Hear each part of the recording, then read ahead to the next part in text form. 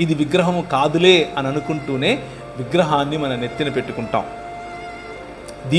దీన్ని తాకడమో దీన్ని చేయడమో వల్ల ఏమో కాదులే అని అనుకుంటూనే ఈ లోక మర్యాద మన పైన తాండవం చేస్తుంది.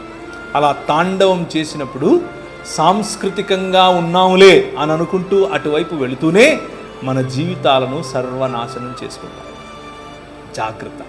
తోటలో శోధకుడు చాలా శక్తివంతుడు. నీకు తెలియని రీతిగా నీ దగ్గరికి వస్తాడు.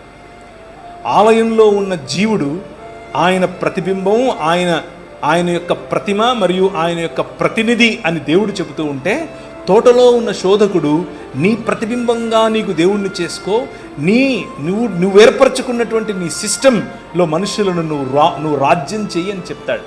స్త్రీ పైన పురుషుణ్ణి రాజ్యం చేయిస్తాడు, పురుషుని పైన స్త్రీని రాజ్యం చేయిస్తాడు, కులం చేత రాజ్యం చేయిస్తాడు, ధనం చేత రాజ్యం చేయిస్తాడు. ఏదో ఒక రకంగా కట్లలో కట్టి పడేయటమే వాడికున్నటువంటి శోధకుడికి, తోటలో ఉన్న శోధకుడికి ఉన్నటువంటి ప్రధాన లక్ష్యం. ఏదో ఒక రకంగా సంకెళ్ళు బిగించటమే వాడి ప్రధాన లక్ష్యం.